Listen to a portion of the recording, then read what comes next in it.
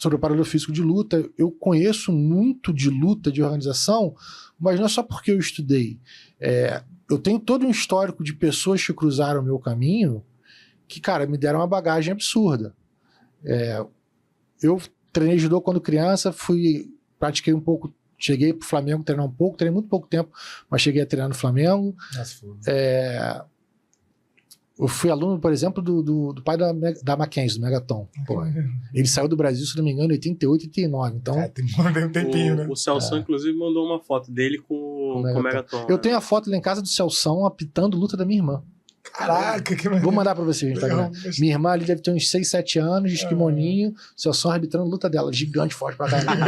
A Mari tem mais aí, se você não assistiu o nosso programa aqui com o Celso Castro, mestre de judô, depois que assistir esse aqui, procura lá Copacabana Talks, Celção. E eu dei aula pro filho dele, dei aula de jiu-jitsu pro filho dele, o filho dele devia ter uns 6 anos de idade, e eu dei aula pro filho dele. Também saía há mais de 20 anos. Caralho. E aí, de judô, jiu-jitsu ali, né? Uhum.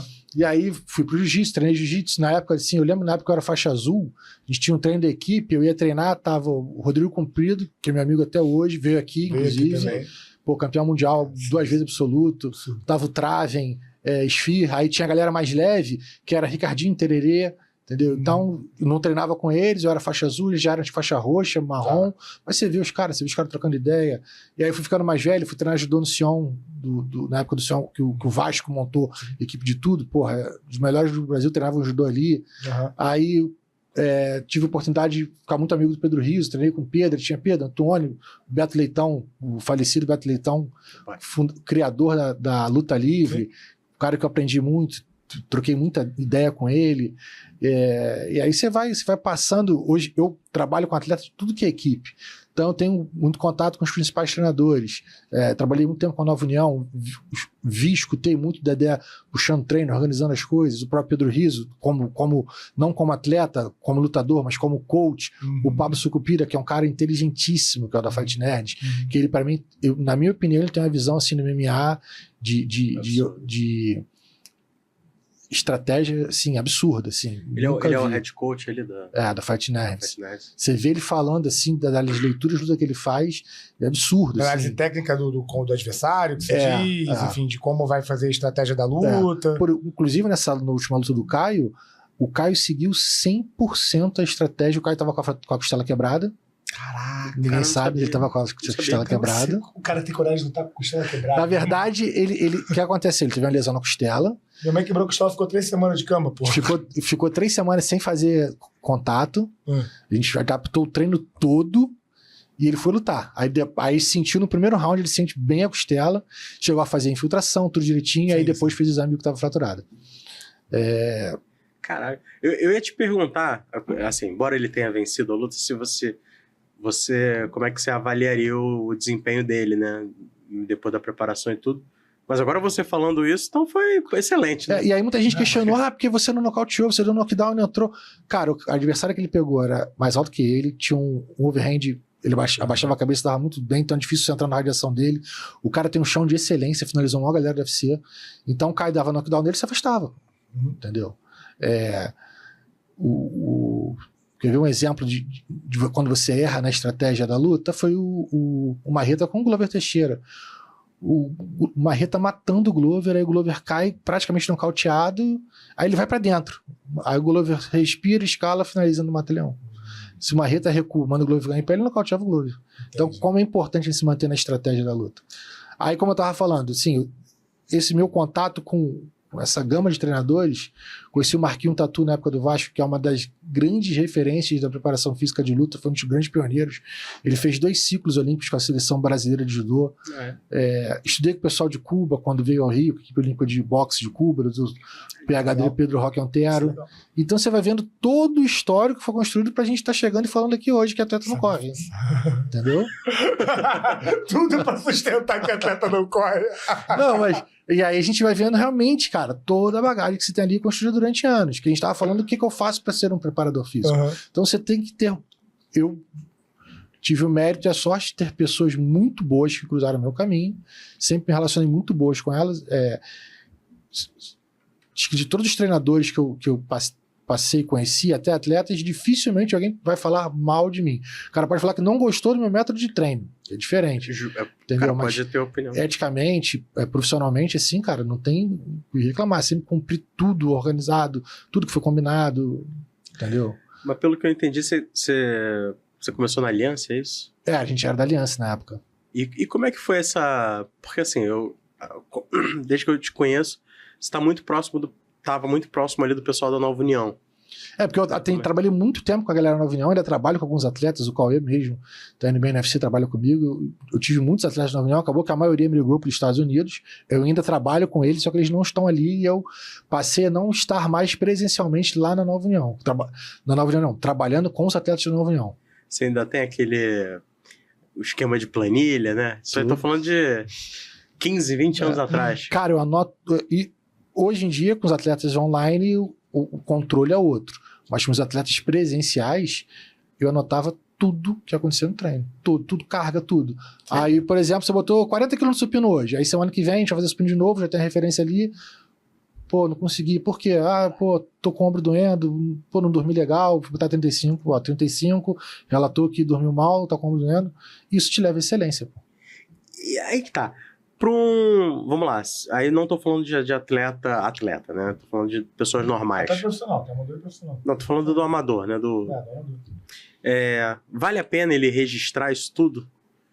O próprio treino dele, ele vai fazer o supino... Mas ele faz o que com isso também? Depois? Então, ou ele vai passar para quem cuida disso. O ChatGPT. Não, esquece. Desculpa. Esquece. Tem cara que me procura assim, porque às vezes, geralmente, isso vai mais na nutrição. Né? Aí eu sempre, fazendo aquela anamnese básica, você faz dieta, eu faço GPT. Eu falo, então você não faz dieta. Interessantíssimo. Pô. Aí... Vai mandar para um... Uma coisa é você pegar a tua dieta, botar no ChatGPT e perguntar sobre os macronutrientes que estão ali. Isso é uma coisa. Outra coisa é pedir para ele prescrever uma dieta. Pô.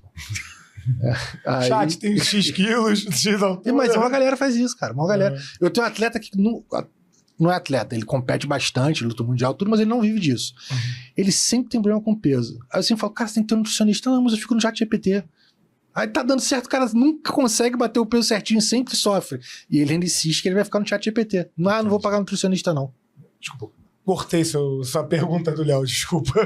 Da planilha. E aí é o controle de tudo, entendeu? Para os meus atletas, eu tenho atleta que não é profissional que me detalha tudo que ele fez no treino. Tudo. Ele manda detalhar, peguei isso, aquilo, eu vou, analiso, faço alguma alteração, faço alguma... isso aqui acho que a progressão não ficou boa. E tem um atleta que se diz profissional, que tá lutando no UFC e que não faz, entendeu? Fiz o treino, beleza. A troca de informação é pequena, mas aí o problema é do cliente. Eu tô fazendo a minha parte, eu sempre peço feedback, entendeu? E aí você começa a ver que o atleta... Os resultados do atleta falam sobre a rotina do atleta. Se você não pega nenhuma profissão, cara, um cara... Ele vai ser bem sucedido se ele não tiver rotina, se ele não tiver a organização das coisas, se ele não for obcecado naquilo, entendeu? E aí, em qualquer profissão. Eu tenho muito atleta que já se aposentou. Eu trabalho em preparação física... Meu primeiro ano como preparador físico em 2009. Então são 17 anos, né? E eu vi que os que tinham níveis de escolaridade mais alto foram os que mais aproveitaram a carreira após se aposentar, entendeu? Não necessariamente abrindo academia. Até os que abriram academia, mas gestão, não sei o quê. Porque é muito comum o atleta ser campeão e aí ele... vou abrir minha academia agora. Aí ele sai de atleta, onde ele tinha um professor, a galera em volta, para ser autogerir o seu treino, gestor de academia... O cara é tudo. Gestor de... A Natiele, campeã mundial absoluto, trabalhou comigo. Ela, depois que ela abriu a academia dela e virou mãe, ela não conseguiu voltar. Óbvio que assim, quero dar atenção à minha filha, não é crítica. Mas como as coisas externas vão acontecendo e você não consegue se autogerir.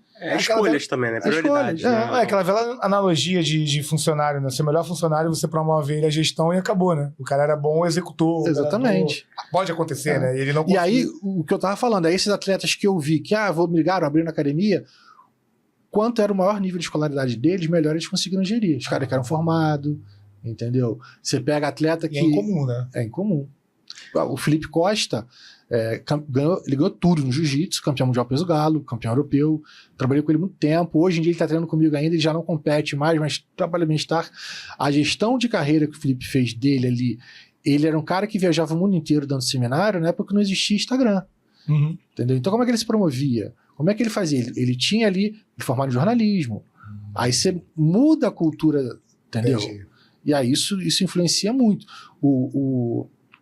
O próprio Pedro Rizzo, que a gente falou aqui, o Pedro quase se formou em veterinário, ele não fez o último período, fez educação física há muitos anos, aí ele tem um nível de cultura que ajuda ele como treinador. É verdade, né? O Caio Borralho, ele é formado em química, fez até o 8º período de educação física. Pô, então... por isso que é nerd mesmo, né? Faz de nerd, né? Entendeu? E aí quando eu falo com ele assim, Caio, olha só, o treino é esse, porque o sistema energético que a gente tem que fazer, ele sabe o que eu tô falando. Ele não fala, não vou fazer na bike que eu canso mais. Posso fazer na airbike? Não, porque eu quero trabalhar a especificidade, isso, aquilo, aquilo outro. Então ele entende o que a gente está fazendo, entendeu? O Jefferson Todinho veio aqui. Caixa grossíssima. Pra caramba, né? Trabalhei muito tempo na RFC, Juro? cromado. Eu te falei, cara, trabalhei em tudo que é equipe. Aí o Jefferson falou que tomou um esporro da nutricionista, né? Não que ele falou mesmo que... Que ele comia coxinha lá. Aí ela falou, quando é que você vai ser atleta? Ou, assim, se você tem que fazer dieta de atleta. Você não pode ter uma postura... Dieta pra ser seguida, né? Dieta, treino, rotina. Uhum. Não, mas o treino é rotina pra tudo... Depende pra cada pessoa, né? Tem gente que não gosta de treinar, mas consegue fazer dieta.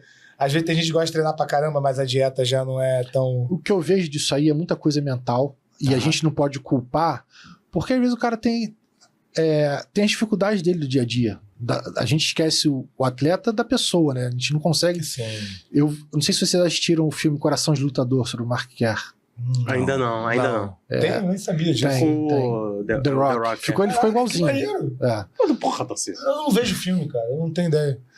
Enfim, aí como eu assisti o Mark Kerr lutando, né? Sou da geração que corria na locadora, alugava fita para o UFC. Uhum. O Mark Kerr foi um cara dominante, assim, absurdo. No filme não mostra tão isso, dá a entender, mas não mostra. Mas mostra muito o lado da pessoa, dos problemas que ele tinha em casa, e isso ninguém leva em consideração. Hoje em dia, assim, depois de há muito tempo trabalhando com atletas de alto rendimento, ainda mais a galera do UFC, inclusive eu estava até conversando com o Wagner Mota, que é um dos treinadores do Caio, treinador do Demian, e aí eu falei disso, ele, mas eu também acho exatamente isso. A gente viu que tinha um ponto em comum ali no que a gente pensava.